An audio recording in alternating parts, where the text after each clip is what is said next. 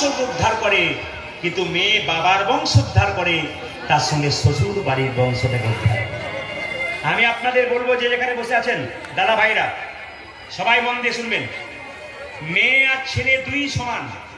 ভগবান কৃপা করে যা দিয়েছে তাই নিয়ে খুশি থাকুন। দুঃখ করবেন না আমার ছেলে হয়নি, কিংবা দুঃখ করবেন না আমার মেয়ে হয়নি। কেন? তিনি কৃপা করে যেটা দিয়েছেন সেইটাই কিন্তু আপনাকে নিতে হবে।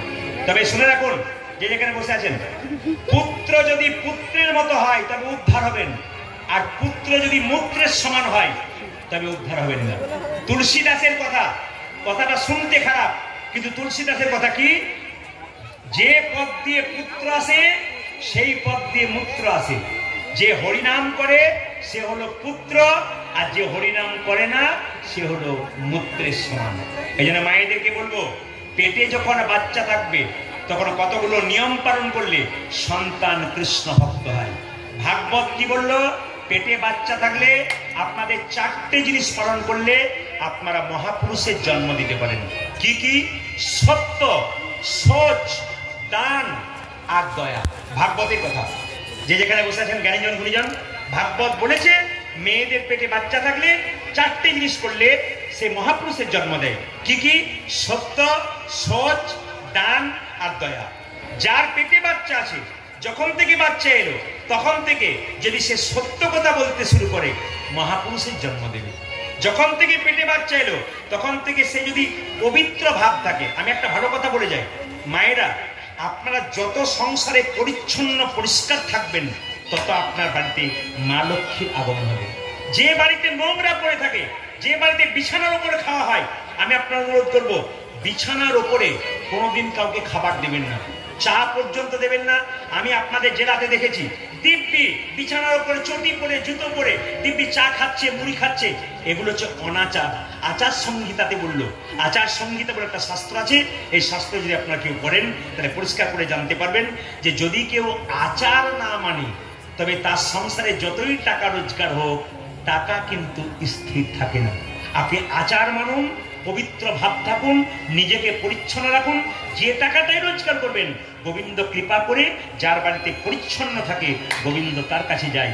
যিনি পরিচ্ছন্ন থাকেন, পরিষ্কার থাকেন, তার কাছে ভগবান যায়। এই জন্য আপনাদের কাছে নিবেদন রইল, যত নিজেকে আচারী রাখবেন, যত নিজেকে পবিত্র রাখবেন, ভগবান তত আপনার কাছে যাবে। এই জন্য বলি, যখনই পেটে বাচ্চা থাকবে পবিত্র ভাব, সোচ, আর কি? দান।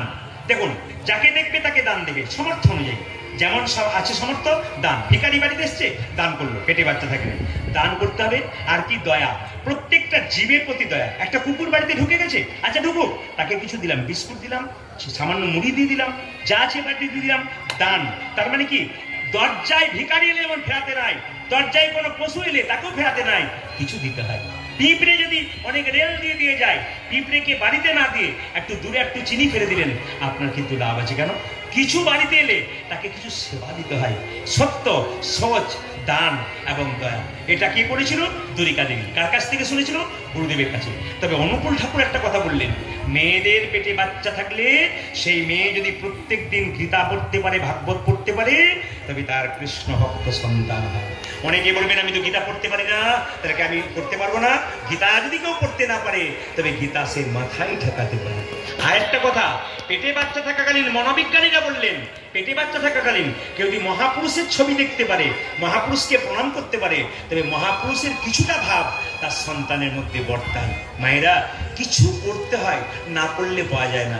যখনই সন্তান পেটে থাকে ভগবানের মন্দিরে প্রত্যেকদিন বলতে হয়, হে প্রভু, ছেলে হোক আর মেয়ে হোক যেন আমার কৃষ্ণ ভক্ত সন্তান হয়। এই প্রার্থনা আপনারা সবাই করবেন, আপনাদের লাভ আছে। দ্বারিকা দেবী এরকম কাজ করেছিল বলে কৃষ্ণ ভক্ত সন্তান জন্ম দিয়েছিল। মায়েরা, বাচ্চা জন্মের পরে এমন অবস্থা, বাচ্চার মুখে একটু মধু দিতে হয়, সেই মধু পর্যন্ত কেনার পয়সা নাই। একজন বলল, কৃষ্ণমন্ডল তোমার ছেলে হলো, একটু মধু দিয়ে দাও। বলে, মধু পাবো কোথায়?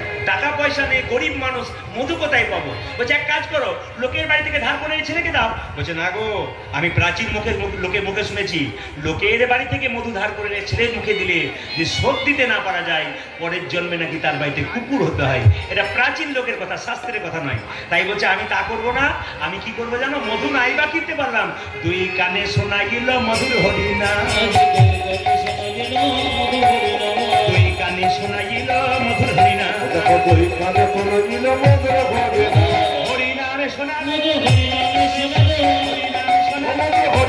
সংসারের কথা শোনার আগে হরিনামে শোনালো, সংসারের কথা শোনার আগে নাম ওয়াইদা